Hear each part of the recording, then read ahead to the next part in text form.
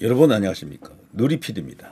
자, 이번에 경북 지역을 중심으로 일어난 거대한 산불, 호남 지역만 빼고요 전국적으로 동시다발로 터졌죠. 처음에는 PK 지역에서 시작했던 것이 이게 이제 바람을 타고 올라오면서 이제 주 화재 지역이 된 곳이, 산불 지역이 된 곳이 이제 경상북도 북부 지역입니다.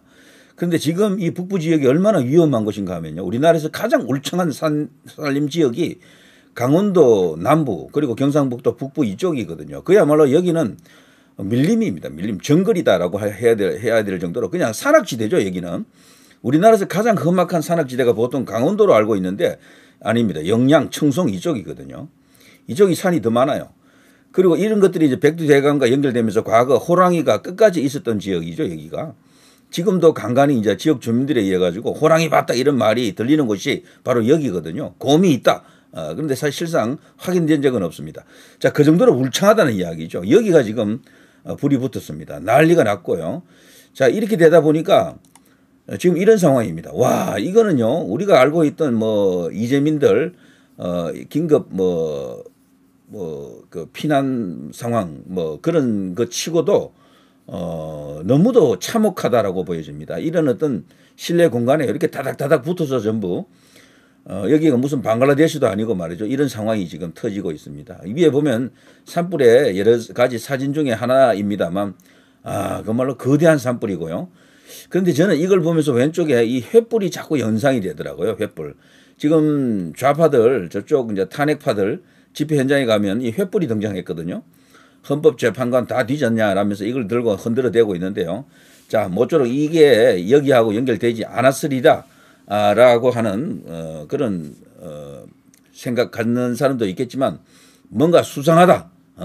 이게 과연 자연 발화에 의한 혹은 사람들의 실화에 의한 그런 어떤 이 거대한 산불일까? 아니다. 여기에는 분명히 뭔가 마쿠에 뭐가 있다. 흑막이 있다. 이렇게 생각하는 사람들이 생길 수밖에 없습니다.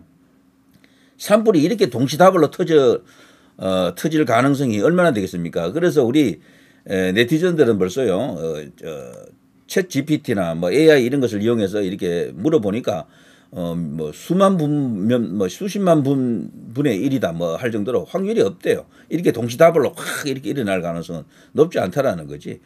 대부분은요, 지금 경상북도에서 일어나고 있는 것은 초기 발화가 지금 커진 건 맞는데 처음에 여기저기 그냥 약 30 몇 군데, 31군데가 터졌잖아요. 같은 날, 거의 같은 날 31군데, 수도권도 포함이 됩니다. 경기권 뭐 이런 데도 몇 군데 있어요. 그런 것들이 31군데 터졌기 때문에 이거는 결코 우연한 것이 아니다라고 이제 보는 시각이죠. 자, 지금 조선일보 같은 경우에 들어가 봤더니 지금이 오늘 이재명이가 2심 선고 있는 날이잖아요. 그리고 대통령 이제 탄핵 선고도 앞두고 있고 그것이 가장 중요한 뉴스고 큰 뉴스일 텐데도 그걸 압도하는 게 지금 이 산불 뉴스입니다. 전부 일면에는 산불이 걸리고 있어요. 이게 지금 정말 국가 비상사태를 지금 보여주고 있고 그야말로 거대한 내란처럼 됐죠. 여기 나와 있는 헤드라인만 읽어도 정말 섬찟합니다. 사망자 숫자가 계속 올라가고요. 10수명에서 벌써 22명까지 올라왔습니다. 괴물 산불이라고 이름이 이제 붙여졌고요. 대피된 그 피난민이라고 해야 되겠죠. 이제 숫자만 해도 거의 3만 명에 육박하고 있고요. 아마 이게 업데이트 되면 3만 명 넘었을 겁니다. 벌써 경상북도 북부 지역 전체가 주민 뭐 대피령이 지금 내려져 있다 해도 과언이 아니죠. 자, 검은 연기가 태풍처럼 몰려와 산불 진화 소방관 바디캠 보니 끔찍 그 자체. 지금 대한민국에서 세계로 지금 타전되는 뉴스 중에 대특종은 이겁니다. 산불 뉴스입니다. 지금. 자, 뭐 여러 가지 경상북도 북부 지역에는요, 문화재도 많고 뭐 여기 하여튼 유수한 어떤 그런 과거 전통이 살아있는 그런 가옥이나 뭐 그런 어떤 공간이 많거든요. 이런 것들이 전부 지금 소실될 사라질 위기에 처해 있다. 정말 난리 났습니다. 하회 마을이라든가 뭐 등등 그런 유명 사찰들 많잖아요. 그런 것들 다 위험하다 그러죠. 다들 무사해야 될 텐데라는 그런 어떤 생각이 들어갑니다. 그런데 제가 볼 때는요, 뭐 그런 모든 이야기 여러분이 이제 들으셨을 테니까 바람 방향이라든가 바람의 지금 세기 이런 게 굉장히 중요하잖아요.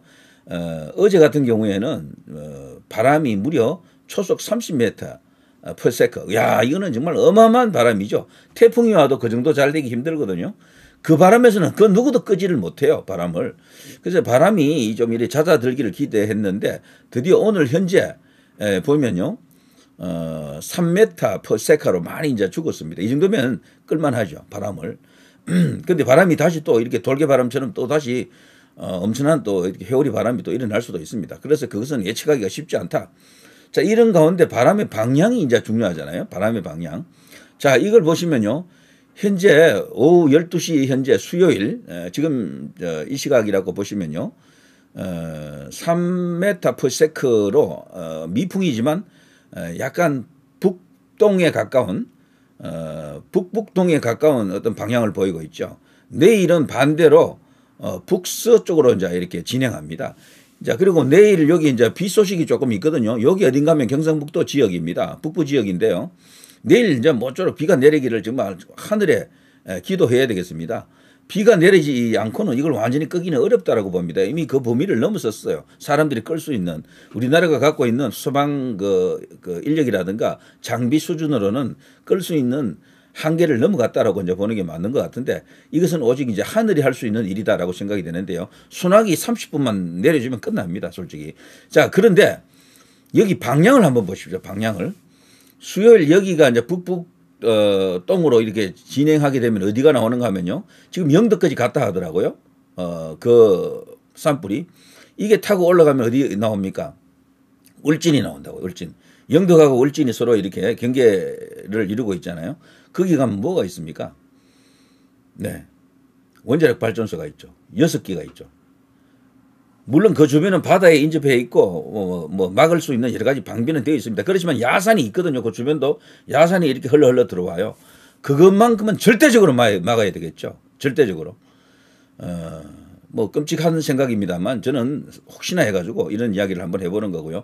우리 이제 소방 당국이라든가 정부에서 그것만큼은 절대적으로 사수할 것으로 확신합니다. 그래서 여기에는 그 어떤 불도 들어가지 못하게끔 그런 식으로 철저한 대비가 되어 있을 것으로 만일에 문제가 된다 싶으면요 미리 맞불을 놔야 됩니다. 조금 떨어진 곳에 안전한 상태에서 맞불을 약 한 100m 폭 정도로 놔야 되지 아니면 위험하다 이런 생각이 듭니다. 자, 이런 방향이 있고요.